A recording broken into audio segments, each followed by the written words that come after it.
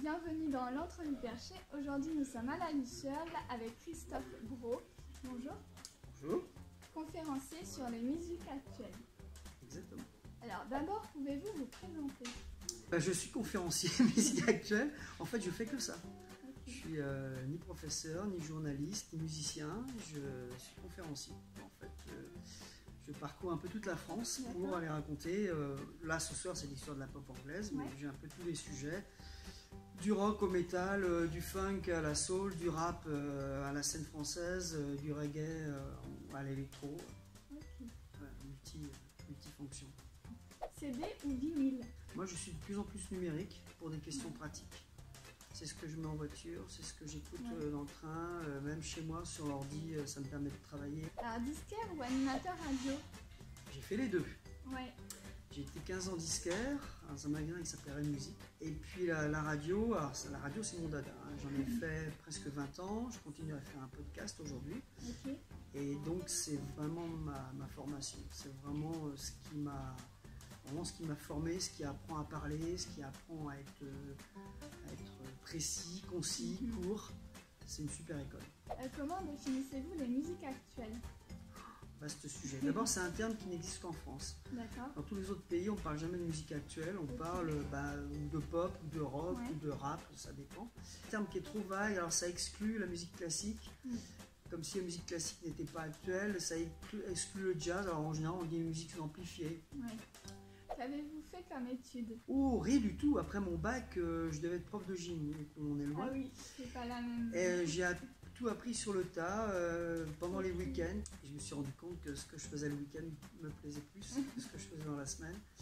J'ai décidé de continuer, de creuser, et puis voilà, du temps blanc, au fil des rencontres, je suis devenu ça aujourd'hui. Ok. Qu'est-ce que la pop music? Ah, alors ça, il y aura 2 heures pour en débattre ce soir. C'est le mot anglais de populaire, donc la musique populaire, c'est une musique qui a des racines très lointaines, bien avant, parce que je démarre avec les Beatles ce soir, mais elle remonte au début du XXe siècle.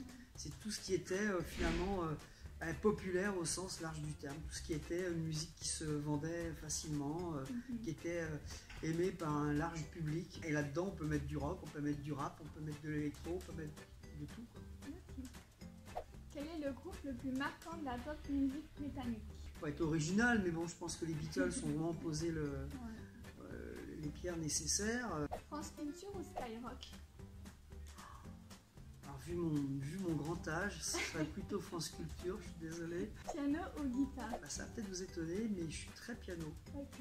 Parlez-nous de vos conférences. Ça va être compliqué.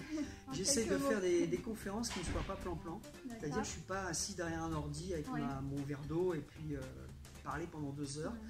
Je fais des conférences gesticulées, des conférences qui tiennent plus du stand-up, où il y a beaucoup de musique, où il y a beaucoup d'images, où j'interviens évidemment, je raconte, je fais les liaisons en quelque sorte. Quelle est votre plus belle rencontre artistique? J'ai rencontré plein de gens, j'ai rencontré des gens comme Björk, comme Kurt Cobain de Nirvana. J'ai rencontré des gens très célèbres, mais c'est compliqué parce qu'il y a effectivement des gens qui sont pas très cool, des gens qui sont adorables. Je crois que j'ai dû rencontrer 500 personnes en interview. Aya Nakamura ou Céline Dion? Joker. Ok, ça marche. Années 80 ou années 2000? Je serais plus années 80, par ma génération.